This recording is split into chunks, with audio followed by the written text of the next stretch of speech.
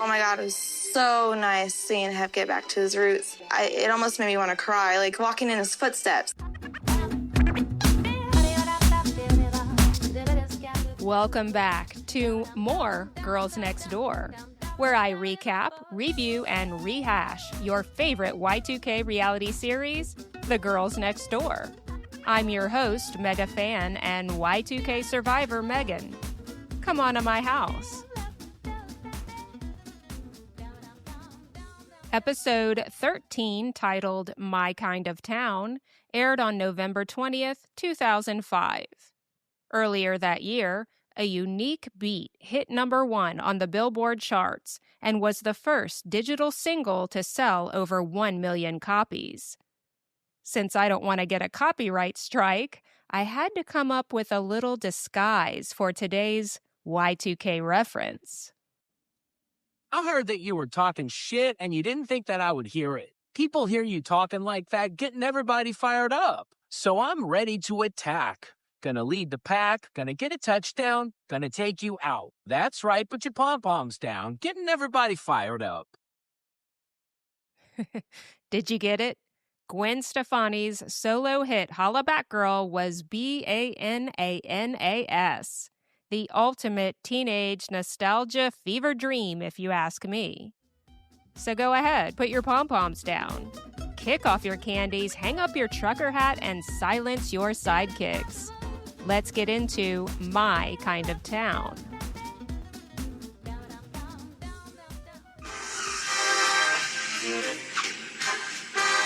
We are in Chicago to continue promoting Playboy. Hello. Hello, Chicago. In opening scene, the girls and Hef step off of their flying hotel jet, which has landed in Chicago, Illinois. It makes sense to continue their Playboy cover promotional tour in Hef's hometown, the Windy City. We can gather the show was really gaining momentum and popularity now because the accommodations keep getting swankier, and the girls take notice. Hef's brother Keith is along for the trip, and they all take a tour of the city and the surrounding suburbs the men grew up in. Holly explains that Hef's dreams were born in Chicago, as it is where the magazine was started and where the original Playboy Mansion still stands. More on that shortly.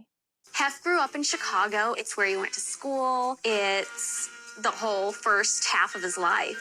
I think Hef's dreams were born in Chicago. It's where he first started Playboy. It's where he had the original Playboy Mansion.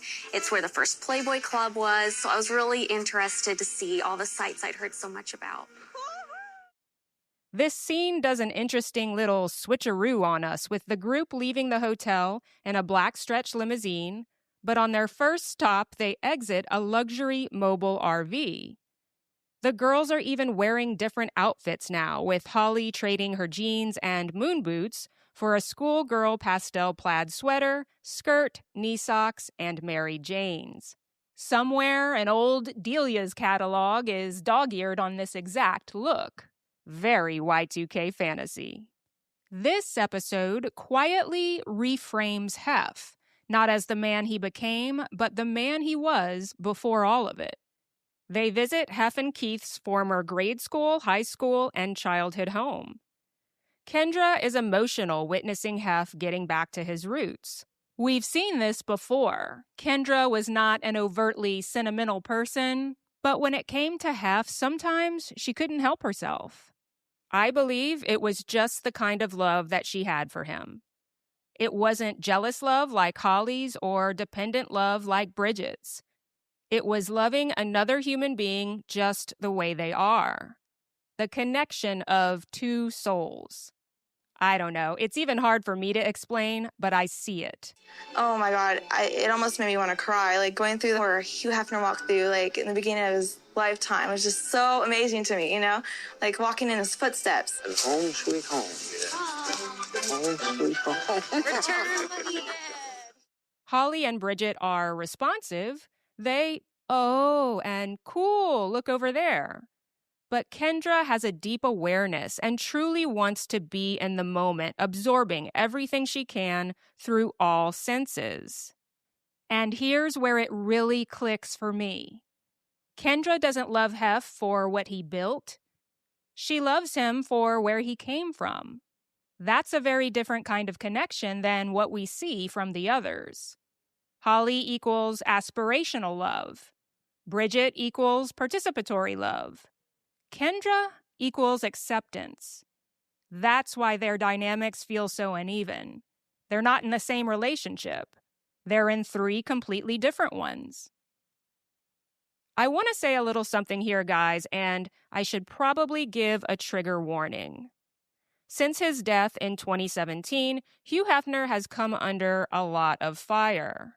With shows like Secrets of Playboy and memoirs authored by ex-girlfriends, the man's skeletons were publicly dragged out of the closet, but not into a court of law. I support the victims who made statements, I do. I'm glad they were given a voice, and I hope using it has brought them some modicum of peace. I also think there are times when it's appropriate to hear the other voices. With allegations of sexual misconduct and manipulation swirling in the media, many of Hefner's ex-girlfriends spoke out in defense of his character. And it's not just Kendra Wilkinson who has adamantly refuted abuse reports.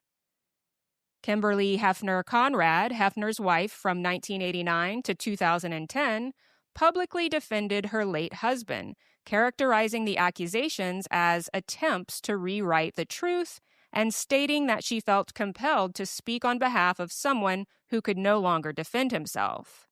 Brandy Roderick, playmate who dated Hefner 1999 to 2000, rejected accusations that he hosted pig parties. If you know, you know. Calling him an amazing person and questioning the motives of those speaking out years after his death.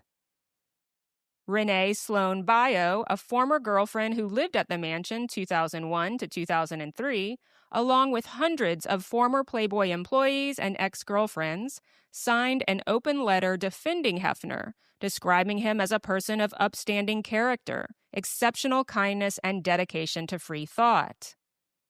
Tina Jordan, Sandy Kaufman-Bentley, Trisha Frick, Joy Jamieson, Barbara Hedden, all witnesses to the lifestyle Hugh Hefner perpetuated, who have come forward to protect him against what has been labeled as regret becoming revenge. And then there's Crystal Camden. Crystal was a recurring guest featured on The Girls Next Door. She dated Hefner from 2000 to 2003, but remained close even after the breakup. She was also a dear friend of Bridget, Holly, and Kendra. If you want to know about Crystal's position regarding Hugh Hefner's reputation and legacy, then I encourage you to watch her video interview on how he saved her life.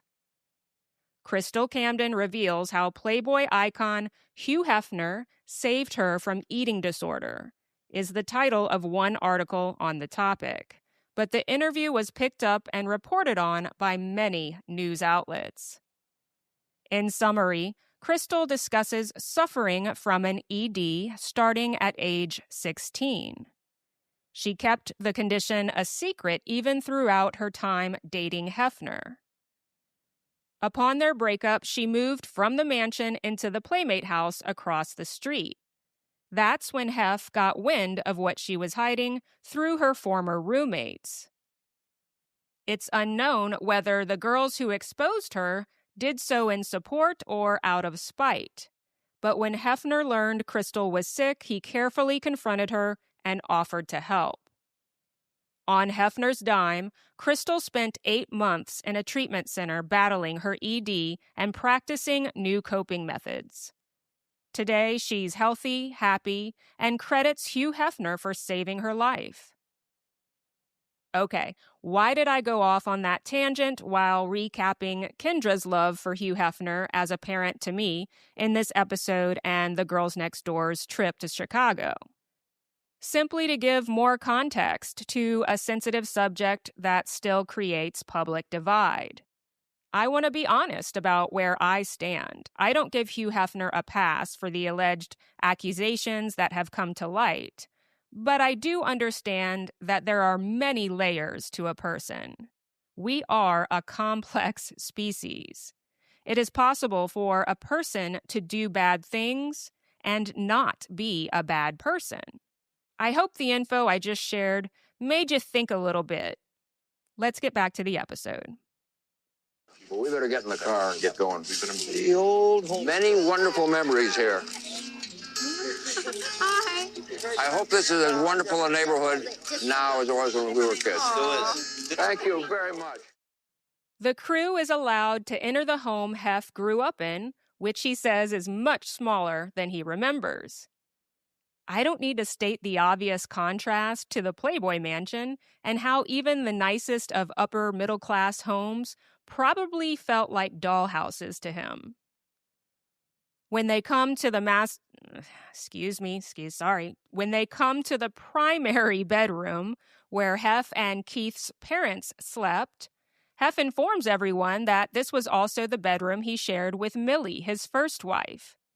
Back then, the parents gave up their bedroom to the married son and daughter-in-law. Whoa, pause. What was that about Hef's first wife? If you haven't done a lot of research on Hugh Hefner pre-Playboy, it might surprise you that Kimberly Conrad, whom he married in 1989 when he was 63, was actually his second wife. Before the mansion, the robes, and the girlfriends, there was a very different chapter in Hugh Hefner's life, one rooted in post-war Midwestern normalcy. He met Mildred "Millie" Williams while they were students at the University of Illinois, Urbana-Champaign in the mid-1940s. Hefner had recently returned from service in the U.S. Army, where he worked as a military newspaper writer during World War II. Both came from conservative Midwestern backgrounds, and their relationship followed the traditional path of the era. They married on June 25, 1949, when Hefner was 23 years old. Shortly before the wedding, Williams confessed that she had been sexually involved with another man while Hefner was overseas. By Hefner's own later accounts, this revelation deeply affected him and altered his views on love, jealousy, and fidelity. He would often describe this moment as a formative emotional turning point, one that shaped the philosophy he later associated with sexual freedom and non-monogamy. While the narrative largely comes from Hefner himself, he consistently cited this experience as foundational in understanding his later outlook. The couple settled in Chicago and began building a family. Hefner worked as a copywriter for Esquire, spent time in advertising, and took graduate sociology courses at Northwestern University. During this period, he began developing the concept that would become Playboy. The couple had 2 children, Christy Hefner, born in 1952, who would later become CEO of Playboy Enterprises, and David Hefner, born in 1955. In 1953, Hefner launched Playboy from his Chicago apartment, making the beginning of a cultural shift and his transformation into a public figure. As the magazine grew in popularity and influence, so did the strain on his marriage. Hefner later acknowledged that he was unfaithful, and by 1959, after 10 years together, he and Williams divorced. Unlike Hefner's later, highly publicized relationships, Mildred Williams largely remained out of the spotlight after their separation. The marriage stands in sharp contrast to the lifestyle Hefner would later promote, representing a period when he was a young Midwestern husband and father still shaping both his identity and the philosophy that would define the Playboy brand for decades to come. So maybe you can't understand Playboy without understanding pre-Playboy Hef. Before the mansion, there was Millie, his first wife, his first heartbreak. She admitted to being with someone else before they married, and by Hef's own account, that moment completely rewired him. And suddenly, everything makes more sense. The philosophy, the non-monogamy, the control, the need to build a world where he never felt that powerless again. So when we ask, why was the mansion the way it was, the real question is, what kind of heartbreak creates a man who builds the Playboy mansion? Butterfly effect, baby. No Millie confession, no Playboy empire, no girls next door, no podcast. You're welcome. We just traced the entire show back to one conversation in the 1940s. Back to the episode. A slew of paparazzi, press, and curious neighbors are awaiting the group as they leave. Hef graciously addresses them all, wishing them the best of memories living in the neighborhood. Back at the mansion, Hank, of construction and maintenance, describes the renovations being done while Hef is gone. The grand staircase will get a total overhaul, replacing the grimy carpet with refinished natural wood. The tile in the mansion's commercial kitchen will also be updated. Next stop, Playboy headquarters, Chicago, where Hef's daughter, Christy, guides the group throughout the massive corporate building.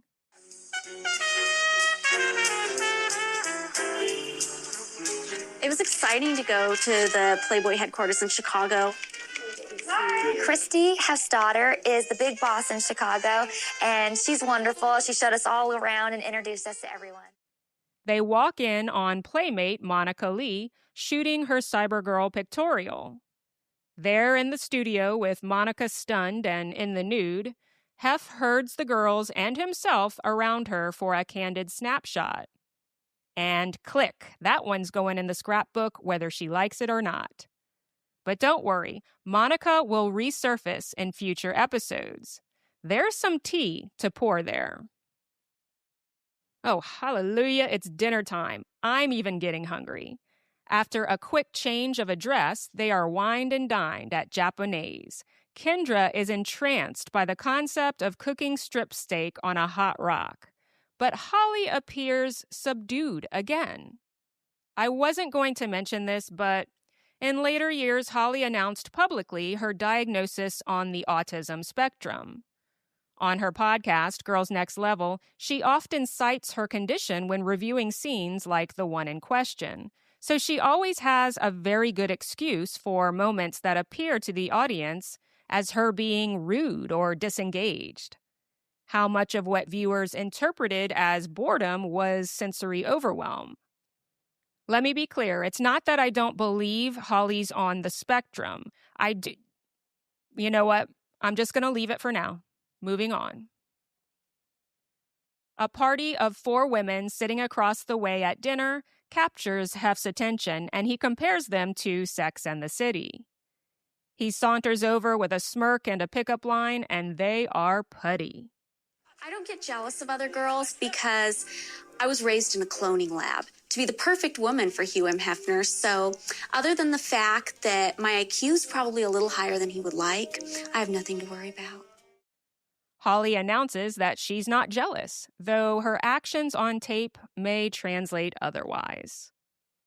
It's another early morning wake-up call, and the girls rise at 5 a.m.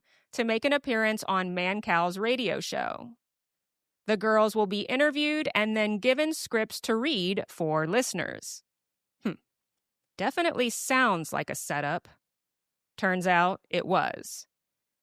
At first, all seems smooth sailing. Mancow is the typical testosterone-driven straight male, so the girls are welcomed with lots of compliments, some a little naughty, but they're used to it. Mancow transitions to the reading activity and presents it as him giving over the show to the girls. Smooth. The Labor Department says another 75,000 people filed unemployment claims last week because of the Gulf Coast hurricane. Holly is unfazed, delivering world news without a hitch. Bridget is notably nervous. She's a journalism major after all. This is her ballgame. Aniston and Vince Vaughn sure looked pretty cozy after Vaughn's Wild West comedy show. The duo held hands, whispered lovingly into each other's ears, and were spied dancing close. She gets through her pop culture pitch, but it's a little clunky. She's no doubt reading. Last is Kendra appropriately announcing news on sports. Up until the night before, when Holly corrected her, Kendra thought she was supposed to wing it, so she had been practicing spouting off sports scores and specs. Reading the prompt provided by the radio show proves a challenge, and Kendra gets embarrassed. She fumbles quite a bit. It seems that was the goal of the entire program. Chicago, John Creed doubled the winning run at the bottom of the ninth, and Mark Burley threw the 5 hitter as the White Sox beat the Los Angeles 2-1. Oh, God. See, I saw it. But somewhere along the line, the show's co-hosts start to feel bad. They begin to encourage her when she visibly loses control. "I suck," she says. No, you're doing great." When she takes it slow and her voice inflections sprinkle in her personality, it's an A+. "I didn't give up," she proudly announces. And here's the thing. Kendra isn't dumb. She's unpolished. There's a difference. And the moment she slows down, leans into her personality, and stops trying to perform smart, she actually does great. Which leads to my takeaway. It's not about sounding smart. It's about sounding like yourself, with confidence. We get a little filler clip of Butler Bryant attending to the mansion dogs, feeding and exercising Holly, Bridget, and Kendra's fur babies. It's mostly barking sound bites again, so let's move on. We are well aware the girlfriend's mansion key cards come with 24/7 white glove service, even for the animals. The original Playboy Mansion, Chicago, is visited. It's lovely. Set against dusk, a sturdy 1905-built multi-story colonial brick structure is behind wrought iron gates. Hef reminisces about where it all started. The sheer size of the living room, which he reveals doubled as a ballroom dance floor. He points at the windows referencing White House-inspired labeled rooms, the blue room, the red room. Hef looked really happy to be back in Chicago, and he just looked like a little boy who's so excited to be back. He recalls it all in floor plan memory. Right through there was an indoor swimming pool with an aquarium viewing glass, and a fire pole led down to an underwater bar. Amazing. Hef's flair for the opulent, it was always there. And for those interested, 1340 North State Parkway in the Gold Coast was converted into 7 luxurious, high-priced private condominiums after Hugh Hefner moved to California. The cherry on the group's excursion to the original Playboy Mansion? A wild bunny rabbit spotted in the yard behind the gates. There might be some symbolism unconsciously edited in there, don't you think? Bunnies behind gates? Come on. Last on the itinerary, it's the club, where Hefner and entourage are welcomed warmly with a DJ intro, champagne, cake, and Kendra gets to shake it. As if we don't know by now, it's a beeline to the plane in club clothes after tearing up Chicago's nightlife. Thank you. The trip to Chicago was one I'd wanted to take for a really long time to get to see where Hef grew up, and it was just a great experience to be able to share that with him. So nice to go.